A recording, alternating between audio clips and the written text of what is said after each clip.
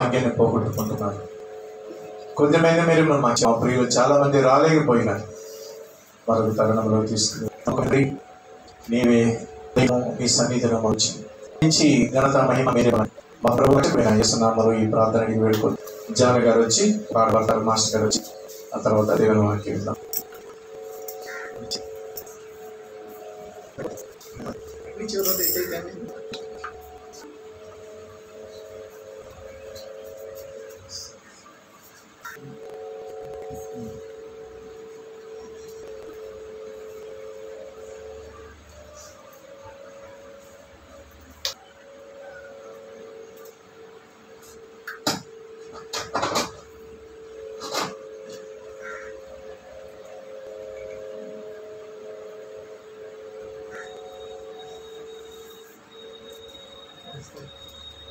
Praise God. Hallelujah. Praise the Lord. Hallelujah. నీ సాటి దేవుడు లేయ్యా, నీలా దేవుడు లేరయ్యా, నీ సాటి దేవుడు లేరా,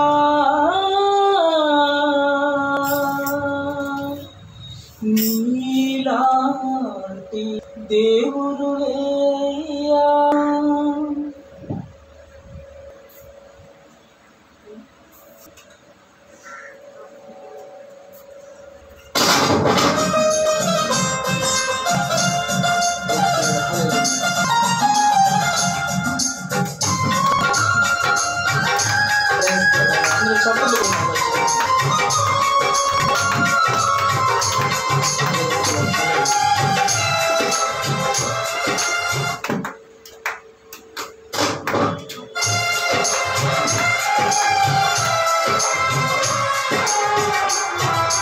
నిన్నే స్తుతింతునయ్యా యేసయ్యా, నిన్నే సేవింతునయ్యా, నిన్నే స్తుతింతునయ్యా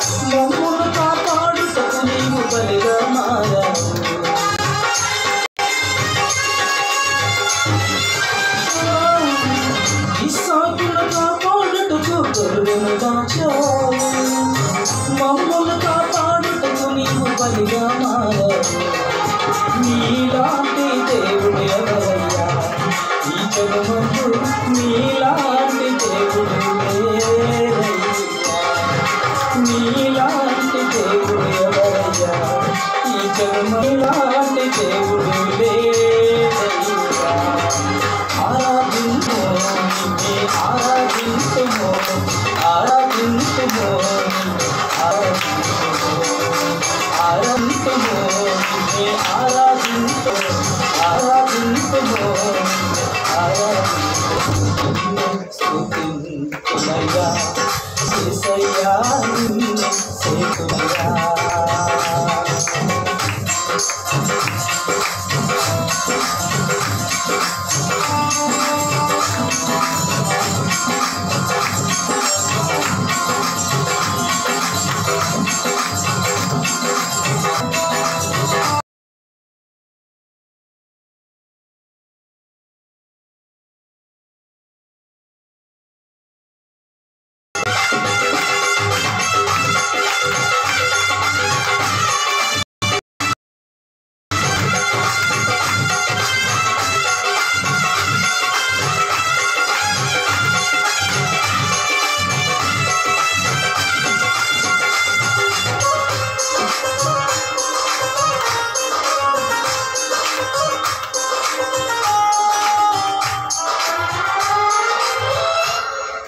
నేను వెతకకపోయినా నన్ను వెతికేవి, నే ప్రేమించకపోయినా నాకై ప్రాణం పెట్టి,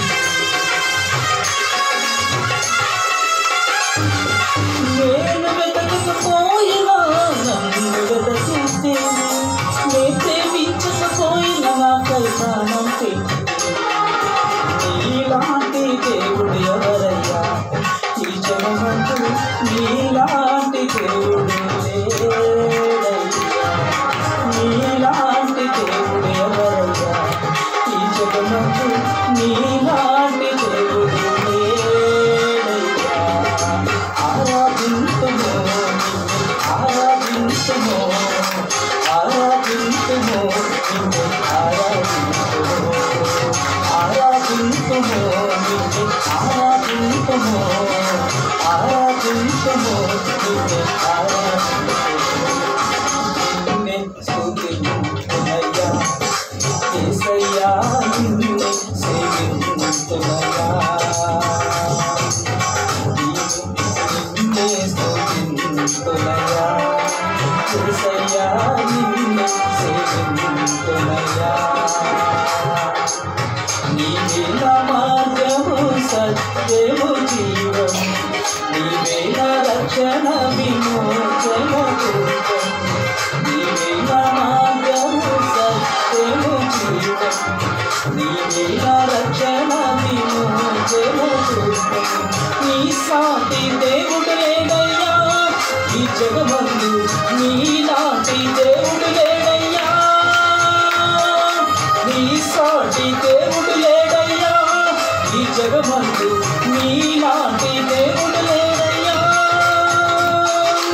ఆరాధించుము ఆరాధించుము ఆరాధించుము ఆరాధించుము ఆరాధించుము నిన్నే ఆరాధించుము ఆరాధించుము నిన్నే ఆరాధించుము ఆరాధించుము నిన్నే ఆరాధించుము ఆరాధించుము నిన్నే ఆరాధించుము ఆరాధించుము నిన్నే ఆరాధించుము ఆరాధించుము నిన్నే ఆరాధించుము ఆరాధించుము నిన్నే ఆరాధించుము ఆరాధించుము నిన్నే ఆరాధించుము ఆరాధించుము నిన్నే ఆరాధించుము ఆరాధించుము నిన్నే ఆరాధించుము. Praise the lord. హల్లెలూయా.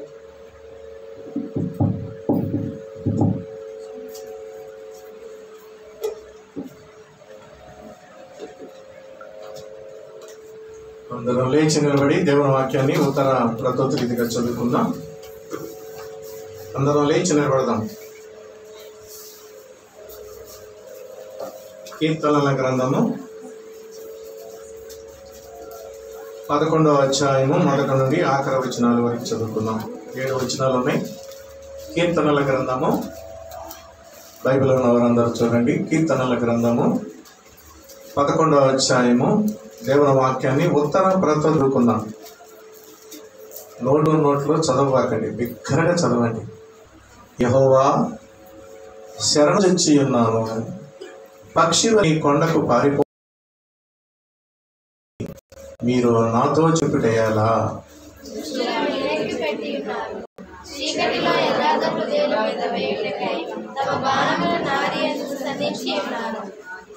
పునాదులు పాడైపోగా నీతిమంతులు ఏమి చేయగలరు? చూడండి,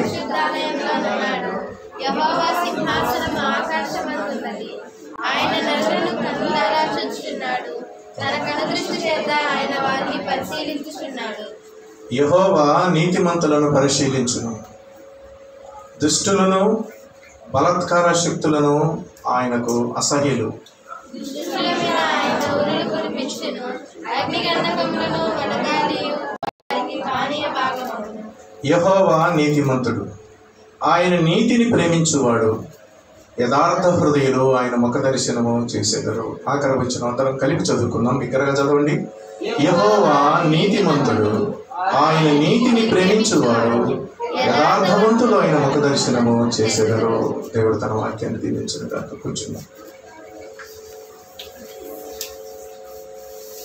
మన దేవుడు ఎలాంటి వాడు?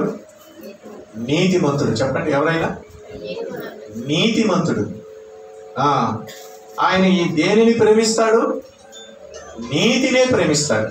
వినండి, మన దేవుడు నీతిమంతుడు. దేనిని ప్రేమిస్తాడంటే నీతినే ప్రేమిస్తాడు. నీతిని ప్రేమిస్తాడు. జాగ్రత్తగా దేవుని మాటలు ఉదయకాలం వినాలి. మన దేవుడు నీతిమంతుడు, ఆయన నీతిని ప్రేమిస్తాడు. ఏంటి ఆయన నీతి? ఈ లోకంలో నీతిమంతులు ఉన్నారా? రోమా 3:11, రోమీయులకు రాసిన పత్రిక 3వ అధ్యాయము 11వ వచనం చూడండి, చదవండి. ఎవరు చదువుతారు? నీతిమంతుడు లేడు, ఒక్కడును లేడు, గ్రహించువాడెవడును లేడు, దేవుని వెతుకువాడెవడును లేడు. చూసారా, నీతిమంతుడు లేడంట, ఒక్కడు కూడా లేడంట. నీతిమంతుడే లేడంట లోకంలో. నీతిమంతుడు లేడంట. మరి ఆయన నీతిని ప్రేమిస్తాడంట. మరి నీతి ఎక్కడుంది? యెషయా గ్రంథంలో ఒక మంచి మాట ప్రభు రాశాడు. యెషయా గ్రంథం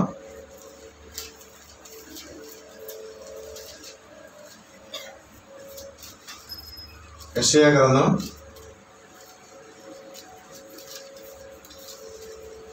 బైబిల్ ఉన్నవారందరూ చూడండి.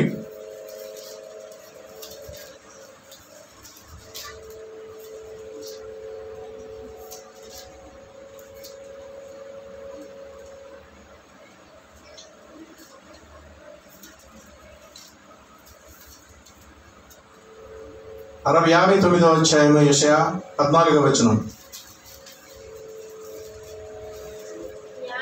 న్యాయమునకు ఆటంకము కలుగుచున్నది, నీతి దూరమున నిలుచుచున్నది, సత్యము సంత వీధిలో పడి ఉన్నది, ధర్మము లోపల ప్రవేశింపనేరదు, సత్యము లేకపోయింది.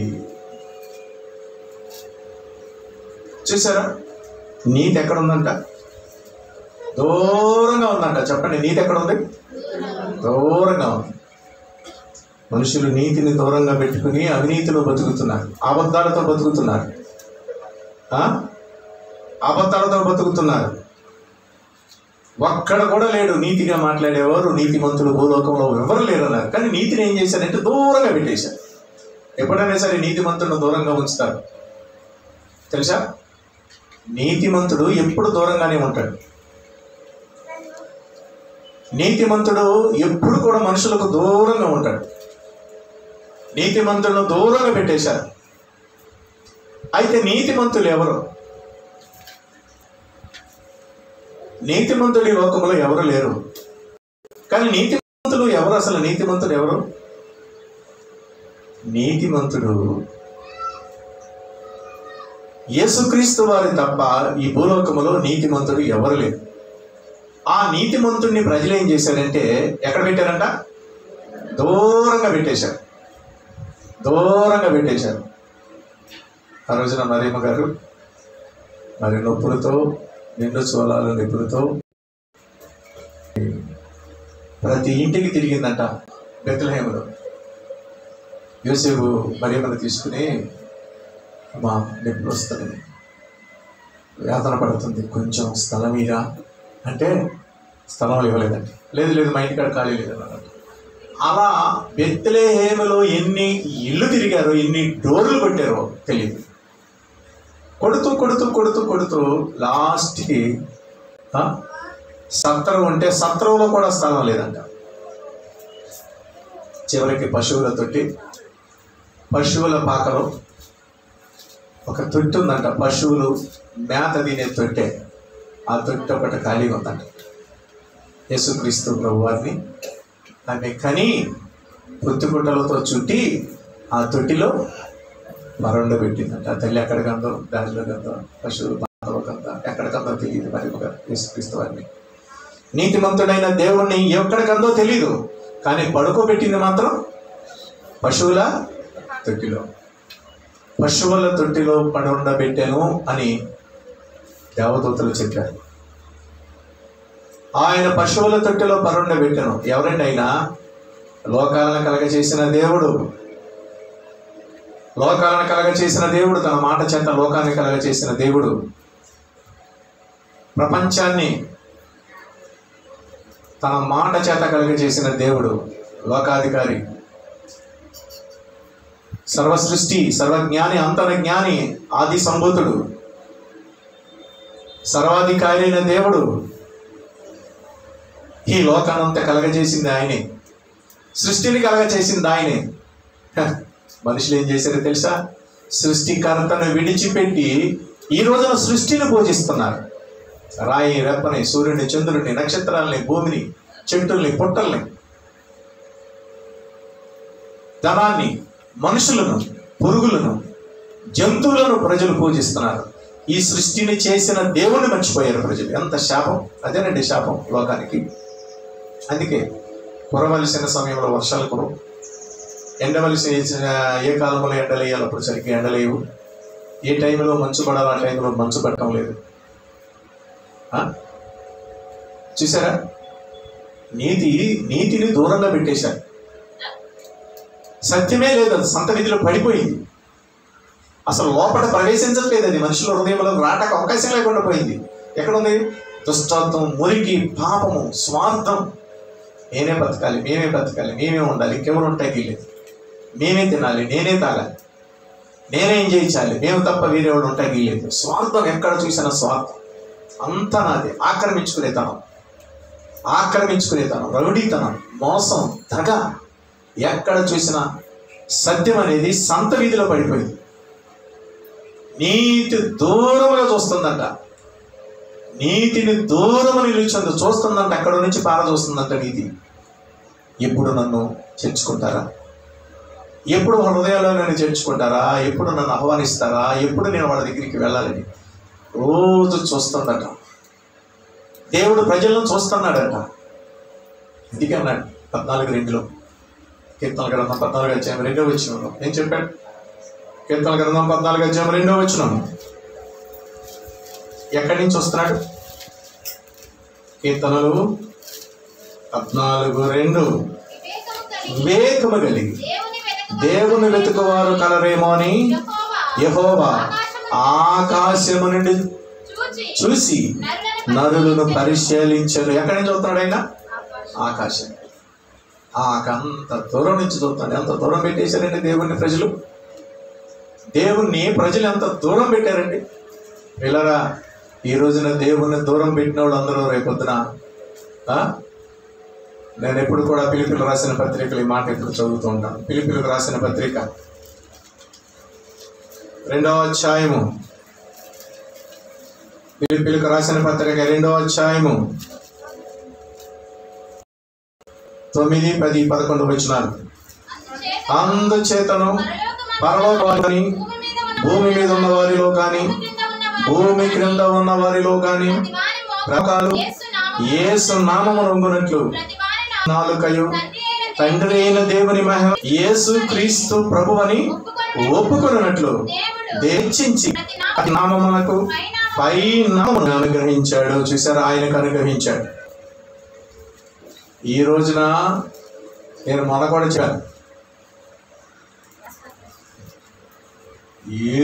పిలాతు ముందు, యూదుల ముందు, ప్రజల ముందు న్యాయ తీర్పు కోసమై యేసు మంచికి నిలబడి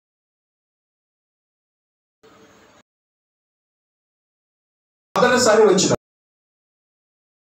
రెండోసారి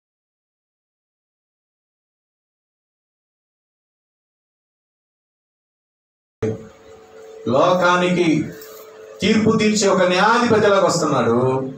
ప్రతి వాని మోకాలు ఇప్పుడు యేసునామములో వంగాలిక. భూ ప్రజలందరూ కూడా యేసుక్రీస్తు నామములో వంగే రోజులు రాబోతున్నాయి. ఈరోజు నేను వంగను, నేను ప్రార్థనకు రాను, ఈరోజు నేను మారను, నాకు దేవుడు అక్కర్లేదు అంటే రేపు నువ్వు వంగే రోజు వస్తుంది. నువ్వు వంగబడతావు అంతే. ఆయన చూసి నువ్వే వంగుతావు. ఇప్పుడు నువ్వు వంగలేదనుకో వంగే రోజు వస్తుంది. యేసు ప్రభువును నువ్వు ఒప్పుకోలేదనుకో ఒప్పుకునే రోజు ఒక రోజు వస్తుంది. ఎవరెవరట?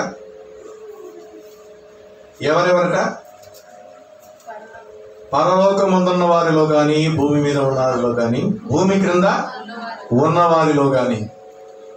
ఎన్ని లోకాలు? 3 లోకాలు. ఎన్ని లోకాలు? 3 లోకాలు. ఒకటి పరలోకం, 2 భూలోకం, 3వది పాతాళ లోకం, కింద ఉన్న పాతాళ లోకం. ఈ 3 లోకాలు ఉన్న వాళ్ళంట ప్రజలట యేసుక్రీస్తు నామములో వంగాల్సింది. ఈ రోజు నువ్వు ఎంత దూరంగా పెడతావో రేపు అంతకు దగ్గరికి రోజులు రాబోతున్నాయి. నువ్వు వద్దన్న కుదరదు, నువ్వే చేస్తావు. నువ్వు ఈ రోజు అక్కర్లేదన్న వాళ్ళు కూడా రేపొద్దున పరిగెత్తుకుని వస్తారు. ప్రతి వాడు కూడా వంగుతాడు తప్పకుండా. వంగాలి. నేను వంగనన్నావా? నేను ప్రార్థనకు రానన్నావా? నేను మారనన్నావా? నాకు వద్దన్నావా? నువ్వు తప్పకుండా వంగాల్సి వస్తుంది. ఆ రోజులు వస్తున్నాయి త్వరలో. పిలాతు ముందు నిలబడ్డాడు న్యాయం తీర్పు కొరకు. అన్యాయం జరిగింది, దానికి న్యాయం జరగల, సిలువ వేశారు యేసు ప్రభుని. కానీ రేపొద్దు న్యాయాధిపతిగా ఈ లోకానికి గొర్రె పిల్లవలో వచ్చాడు, లోక రక్షకుడుగా వచ్చాడు, పాపుల కోసం వచ్చాడు, ప్రతి మనిషిని ప్రేమించాడు. కనుక నేను తల వంచుకున్నాడు. తప్పు చేసి కాదు తల వంచుకుంది ఆయన. నా తప్పులను భుజాన వేసుకునేసరికి బరువైపోయినాయి. మొయ్యిలో సిలువున మానవుల ఎందరి దోషాలన్నిటినీ పాపాలన్నిటినీ సిలువలో భరించాడు. ఆయన తల మీద వేసుకుని భరించాడు ఆయన. అందుకే తల దించుకున్నాడు. నువ్వేం తలెత్తి కేకలేస్తున్నావు, ఆయన తల దించుకున్నాడు. రేపొద్దున నువ్వు తల దించుకునే రోజులు వస్తాయి. ఆయన తల ఎత్తుకుని సింహాసనం మీద యోధా గోత్రపు సింహం లెక్కించుకుని రాబోతున్నాడు త్వరలో. అప్పుడు ప్రకటన 1:7 ఉంది. ప్రకటన గ్రంథం 1వ అధ్యాయం 7 వచ్చిన ఒక మంచి మాట. ప్రకటన 1:7, ఇదిగో ఆయన మేఘారూఢుడై వచ్చుచున్నాడు, ప్రతి నేత్రము ఆయనను చూచును, ఆయనను పొడిచిన వారు కూడా చూసెదరు, భూజనులందరూ ఆయనను చూసి రొమ్ము కొట్టుకుంటారు. అవును, ఆమె అవును, ఆమె అంటే జరుగును గాక. అవును, భూలోకముల ప్రజలందరూ ఏం చేస్తారంట? యేసు ప్రభువుని చూసి మాలోళ్ళ దేవుడు, మాదిగోళ్ళ దేవుడు, తక్కువ కులస్తుల దేవుడు, అమెరికా దేవుడు, రకరకాల దేవుడు, వాళ్ళ దేవుడు, వీళ్ళ దేవుడు అన్నారే. అప్పుడు కొట్టుకునే రోజులు ఉన్నాయి. మరి వాళ్ళ దేవుడు వీళ్ళ దేవుడు అనుకున్నావా? అరే రక్షకుడు ఈయన, సృష్టికర్త ఈయనని ఆ రోజున గుండె బాధకు ఎడుతారండి.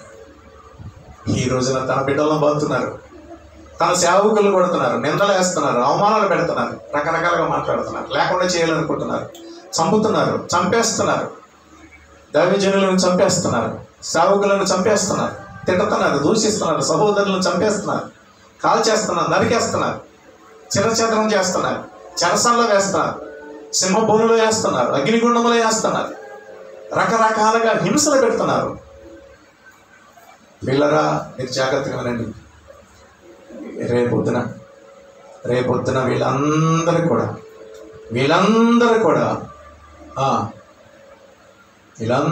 కూడా వంగే మోకాళ్ళు వంచే రోజులు రాబోతున్నాయి. వంగని మోకాళ్ళన్నీ యేసయ్య ఎదుట వంగిపోవాలి. నువ్వు వంగవు, లొంగవు, ప్రార్థనకు రావు, లెక్కలేనట్టు తిరుగుతావు. ఆదివారం అంటే ఊర్లో వెళ్ళొచ్చు. ఉన్న సంగతి తెలుసుగా, ఏమన్న సంగతి నీకు తెలుసుగా. అసలు ఎవరైనా సరే ప్రయాణాలు పెట్టుకుంటారా, కార్యాలు పెట్టుకుంటారా, పెళ్ళిళ్ళకి వెళ్ళకుండా దేవుని సన్నిధిని విడిచిపెట్టి ఎవరైనా బుద్ధి లేని వాళ్ళు వెళ్తారు, భయం లేని వాళ్ళు వెళ్తారు, శిపించబడే వాళ్ళు వెళ్తారు, శాపగ్రస్తులు.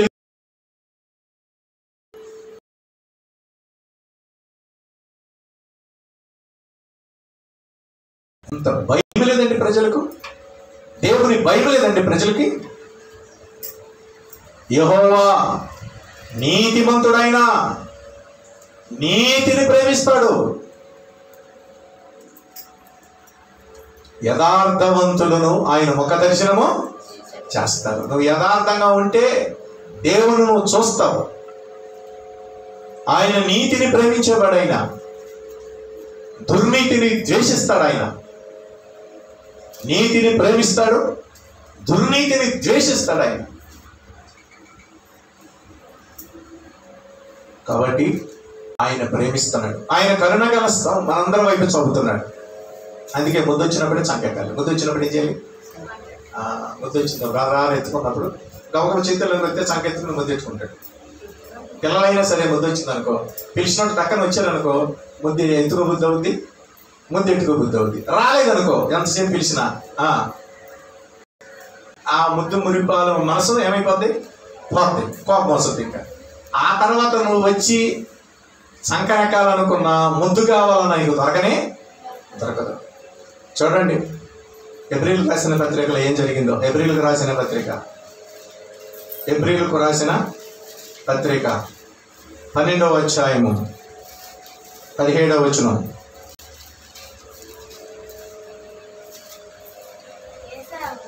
ఏశావు ఆ తర్వాత ఆశీర్వాదము పొందకోరి కన్నీళ్లు విడిచుచు దానికోసము శ్రద్ధతో వెతికెను.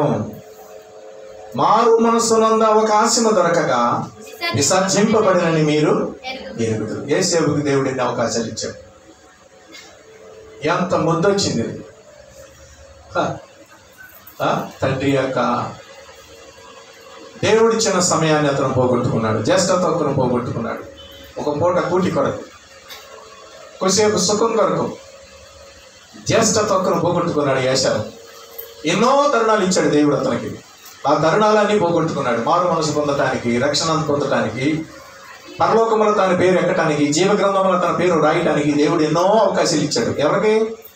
ఏశావుకి. ఏశావు అంటే ఎవరంటే యాకోబు యొక్క అన్న. చెప్పండి, యాకోబు యొక్క అన్న. ఇస్సాకు పెద్ద కొడుకు ఏశావు. ఎన్నో అవకాశాలు ఇచ్చాడంట, కానీ వాటన్నిటిని దుర్వినియోగపరుచుకున్నాడు. దేవుడు నీకు ఎన్ని అవకాశాలు ఇస్తున్నాడు, ఎన్ని సంవత్సరాలు ఇస్తున్నాడు మారుతావని, నీ బుద్ధి మార్చుకుంటావని, నీలో ఉన్న పాపం తీసివేసుకుంటావని, గర్వమును, నీ హృదయంలో ఉన్న చెడును తొలగించుకుంటావని దేవుడు ఎన్నిసార్లు చేయి చదువుతున్నాడు. నిన్ను ప్రేమిస్తున్నాడు, నీ కుటుంబాన్ని ప్రేమిస్తున్నాడు, నీ బిడ్డలను ప్రేమిస్తున్నాడు. వినండి, మీ బిడ్డలను ప్రేమిస్తున్నాడు ఆయన. ఆయన ప్రేమను నువ్వు తృణీకరిస్తే, ఆయన కృపను నువ్వు పోగొట్టుకుంటే, తర్వాత నువ్వు అపాయం వచ్చిన తర్వాత, ప్రమాదం వచ్చిన తర్వాత నువ్వు ఎంత ఎదిగినా దొరకదు. తెలుసా? ఈరోజే నేను చదువుతూ ఉన్నాను సమూయేలు గ్రంథంలో. మొదటి సమూయేలు ఆఖరి అధ్యాయం చూడండి అందరూ.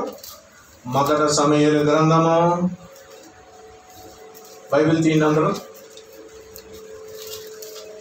మొదటి సమూయేలు గ్రంథం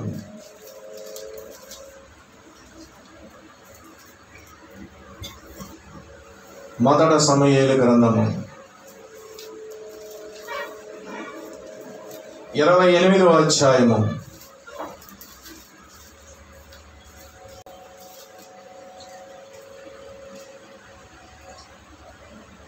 మొదట సమూయేలు గ్రంథము 28వ అధ్యాయము. ఇక్కడ చూడండి 16వ వచనం. అందుకు సమూయేలు, ఆ, యెహోవా నిన్ను 15 నుంచి చదువుకుందాం. సమూయేలు, నన్ను పైకి రమ్మని నీవెందుకు తొందర పెట్టితవని సౌలు అనగా, సౌలు, నేను బహుశ్రమంలో ఉన్నాను. ఫిలిష్తీయులు నా మీదకి యుద్ధమునకు రాగా దేవుడు నన్ను ఎడబాసి ప్రవక్తల ద్వారా అయినను స్వప్నముల ద్వారా అయినను నాకేమీ సెలవీకున్నాడు. కాబట్టి నేను చేయవలసిన దానిని నాతో చెప్పుటకై నిన్ను రప్పించితనెను. సౌలు చెప్పిన మాట వినలా, తన ఇష్టం నెరవేర్చాడు. దేవుని మాట వినలా, దైవ సేవకుల మాట వినలా. సౌలును దేవుడు విడిచిపెట్టేశాడు. దేవుని కృప సౌలును విడిచిపెట్టి వెళ్ళిపోయింది. అందుకని శత్రువులు ఫిలిప్పీలు చుట్టూ కమ్మేశారు. యుద్ధానికి వచ్చారు సౌలు మీదకి. భయపడిపోయాడమో, లక్షల మంది వచ్చారు, ఎలా ఎదుర్కోవాలి. ఒకప్పుడు దేవుడు నాతో చేయమంటే చేసేవాడిని, బలా చోటకలమంటే కొట్టి చంపేసేవాడు వాళ్ళని. ఈరోజు దేవుడు మాట్లాడతలేదు నాతో. ఇప్పుడు నేనేం చేయాలి? ప్రార్థన పోగొట్టుకున్నాడు, దేవుని సహవాసం పోగొట్టుకున్నాడు, దేవుని సన్నిధిని పోగొట్టుకున్నాడు. సౌలు ప్రమాదం నుంచుకొచ్చింది. ప్రార్థన చేస్తానే దేవుడే ఇంట్లో స్వప్నాల ద్వారా కళ ద్వారా వచ్చేవి. అవి కూడా పోట్ల. స్వప్నాలు పోయినాయి, కళలు పోయినాయి, సౌలి ఇవన్నీ పోయినాయి. అన్నీ పోయేసరికి ఇప్పుడు సోదేమని చెప్పి సోది దగ్గరికి వెళ్ళాడు. సోది చెప్పి ఆమె దగ్గరికి వెళ్ళాడు. కర్ణ పిశాచి సోది దగ్గరికి వెళ్ళి సోదేమతో చెబుతున్నాడు. ఏమని చెబుతున్నాడు? సమూయేలు పిలిపించు. ఎవరిని తెప్పించాలని? సమూయేలు కావాలండి. సమూయేలు చనిపోయిన సమూయేలు వచ్చాడు. సమూయేలు వచ్చి సమూయేలు పిలిపించాడు. సమూయేలు పిలిపించినప్పుడు సమూయేలు వచ్చాడు. అప్పుడు సమూయేలు అంటాడు 16వ వచనంలో, దేవుడు నాకు స్వప్నముల ద్వారా కళల ద్వారా ఏది ప్రవక్తల ద్వారా నాతో మాట్లాడతలేదు, అందుకే నేను తెప్పించానంటే, అందుకు సమూయేలు అంటాడు, యెహోవా నిన్ను ఎడబాసి నీకు పగవాడు కాగా నన్ను అడుగుట వలన ప్రయోజనమేమి? యెహోవా తన మాట తన పక్షముగానే నెరవేర్చుచున్నాడు. చూసారా? అర్థమవుతుందా? దేవుడు నిన్ను విడిచిపెట్టేసిన తర్వాత, దేవుడు నీకు ఛాన్స్ అవకాశం ఇచ్చిన తర్వాత, దేవుడు నిన్ను చూసి ఒక రోజు వదిలేస్తాడు. నువ్వు మారలేదనుకో, అవకాశాన్ని వదులుకున్నావు అనుకో, దేవుడు నీకు ఇచ్చే అవకాశాన్ని ఒక రోజు నిన్ను వదిలేస్తాడు. నీకు బాధలో, శ్రమలో, రోగాలు, జబ్బులు నీకు, నీ పిల్లలకు, లేకపోతే నీ ఇంట్లో రకరకాల ప్రమాదాల్లో నువ్వు ఉంటావు. ఉన్న తర్వాత నీకేమనిపిస్తుంది అంటే, మళ్ళీ దేవుడి దగ్గరికి వెళ్తే బాగుండు, నేను తప్పు చేశాను, తాయితులకి వెళ్ళాను, సోది చెప్పుకుంటాకి వెళ్ళాను, వాళ్ళ అనడానికి వెళ్ళాను, దెయ్యాల దగ్గరికి వెళ్ళాను, దేవుడు వదిలిపెట్టారని. తర్వాత నువ్వేంటంటే దేని వల్ల ప్రయోజనం లేక మరణ దశలు వచ్చినప్పుడు, ప్రమాదం వచ్చినప్పుడు మళ్ళీ నువ్వు దేవుడి దగ్గరికి వస్తావు.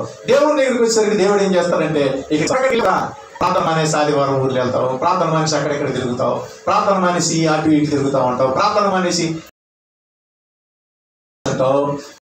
ఏదేదో నీ హృదయం చెడిపోద్ది, రకరకాల మాటలు నీలో వచ్చేది, వాక్యం వెళ్ళిపోద్ది, మాటలు రకరకాల లోక మాటలు వచ్చేస్తాయి, నువ్వు బలహీనుడు అయిపోతావు, నీకేదో ప్రమాదం జరుగుతుంది. ప్రమాదం జరిగినప్పుడు నువ్వేం చేస్తావు? దేవుడు కావాలంటావు. దేవుడు ఏం చేస్తాడు? తర్వాత పాస్టర్ గారి దగ్గరికి వెళ్తావు. అయ్యా పాస్టర్ గారు ఇట్లాగయ్యా నన్ను క్షమించండి, ఇట్లా మరి దేవుడు ఏంటో మాకు ఇట్లా వచ్చింది, అట్లా వచ్చింది అంటావు. ఇప్పుడు దేవుడు మిమ్మల్ని వదిలేసి నీకు పగవాడైతే పాస్టర్ గారు కూడా ఏం చేయగలడు? సమూయేలు అంటున్నాడు, యెహోవా నిన్ను ఎడబాసి పగవాడు కాగా నన్ను అడుగుట వల్ల నీకు ప్రయోజనం. నన్ను అడుగుతున్నావు వచ్చి ఏం చెప్పను? నువ్వు చెప్పిన మాట, నేను చెప్పిన మాట ఇలా, దేవుడు చెప్పిన మాట ఇలా. నిన్ను దేవుడు వదిలేశాడు. వదిలేశాక నేను అంత ప్రార్థన చేస్తే మాత్రం ఏం ప్రయోజనం? జాగ్రత్తగా దేవుని మాటలు వినాలి. దేవుని బిడ్డలారా, దేవుడు ఇచ్చిన అవకాశాలు పోగొట్టుకుంటే దిక్కు లేని ఇంటి పడిస్తారు. అందుకే సౌలు ఏమైపోయాడు? శత్రువులు వచ్చేశారు, సౌలును చంపేశారు.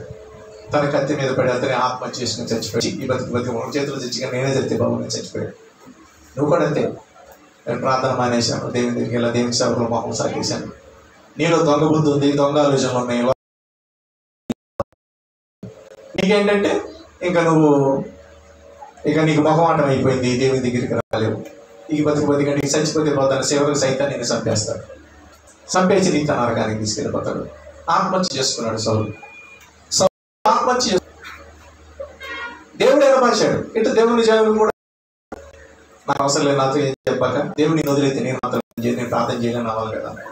ఇటు దేవుడు వదిలేసి దేవుని సేవకులు వదిలే కనండి, దేవుడు వదిలేసి దేవుని సేవకులు వదిలేస్తే నీ సంగతి ఏంటి? మరి సౌలు అట్లాగే ఆత్మహత్య చేసి చచ్చిపోయాడు. అర్థమవుతుందా? యాశావుని దేవుడు వదిలేశాడు. ఎన్నో తరుణాలు ఇచ్చాడు యాశావుకి. ఆశీర్వాదం పొందాలి, మారాలి, మారు మనసు పొందాలి, ఆశీర్వదించబడాలి, దీవించబడాలి అనుకున్నాడు. కానీ ఇచ్చిన తరుణాలన్నీ పోగొట్టుకున్నాడు. తర్వాత కన్నీళ్లు కార్చి ఏడుతున్నాడంట. దేనికోసం? ఆశీర్వాదం కోసం. చదివాం కదా ఫిబ్రవరి 11వ అధ్యాయంలో. అతడు ఆశీర్వాదం పొందగోరి కన్నీళ్లు విడిచుచు దానికోసం శ్రద్ధతో వెతికెను. మారు మనసు అన్నంత అవకాశం దొరకక విసర్జించాడు. దేవుడికి మారు మనసు లేకుండా చేశాడు. హృదయం కఠినమైంది. అంతే. దేవుడు ఇచ్చిన అవకాశాలు పోగొట్టుకుంటే ఎవరైనా అంతే. జాగ్రత్తగా ఉండాలి, చాలా జాగ్రత్తగా ఉండాలి. దేవుడు నీతిమంతుడు, నీతిని ప్రేమిస్తాడు. పాపేరు నిన్ను ప్రేమించాడు, నిన్ను రక్షించుకున్నాడు. అయితే రక్షణ నిర్లక్ష్యం చేసి దేవుని టయాన్ని దేవునికి ఇవ్వకుండా నీ ఇష్టం వచ్చినట్టు దేవుని టయాన్ని కూడా వాడుకుంటే దేవుడు అసలు ఒప్పుకోడు. దేవునికి ఇవ్వాల్సింది దేవునికి ఇవ్వకుండా నీ ఇష్టం వచ్చినట్టు వాడుకుంటే దేవుడు ఒప్పుకోడు. అసలు ఆశీర్వాదం ఎలా ఇస్తాడు? సమయాన్ని దేవునికి ఇవ్వాలి, నీ జీవితాన్ని దేవునికి ఇవ్వాలి, ప్రతిదీ కూడా నువ్వు దేవునికి ఇవ్వడం, నీది దేవునికి ఇవ్వడం నేర్చుకోవాలి. అప్పుడు దేవుడు నిన్ను ప్రేమిస్తాడు, అప్పుడు నిన్ను ఆశీర్వదిస్తాడు. అంతా నువ్వే వాడేసుకుంటున్నావు. దేవుడు ఇచ్చిన సమయం అంతా నువ్వే వాడేసుకుంటున్నావు. ఆయన ఇచ్చిన ఆశీర్వాదం అంతా నువ్వే వాడేసుకు తినేస్తున్నావు.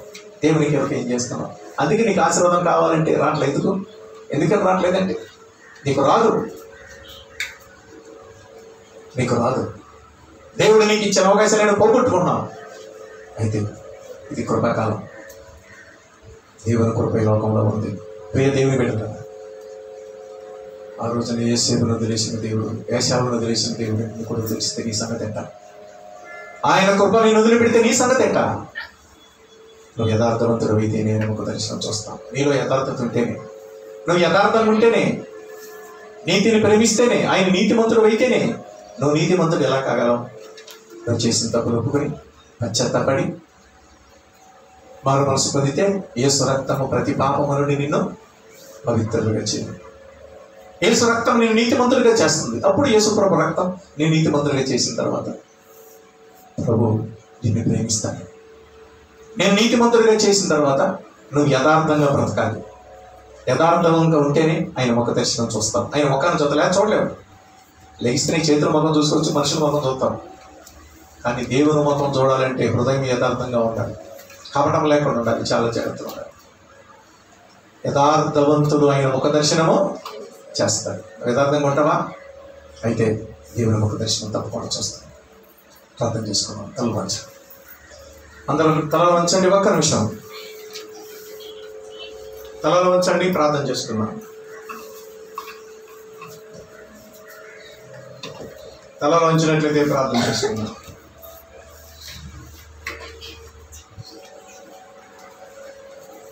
పరిశుద్ధమైన తండ్రి, ఒక్క నిమిషం నోరు తెరిచి ప్రార్థన చేయండి. ప్రేమ కలిగిన దేవా, నీ పరిశుద్ధ పాదములకు స్తుతులు స్తోత్రాలు చెల్లిస్తున్నాను. ఆయన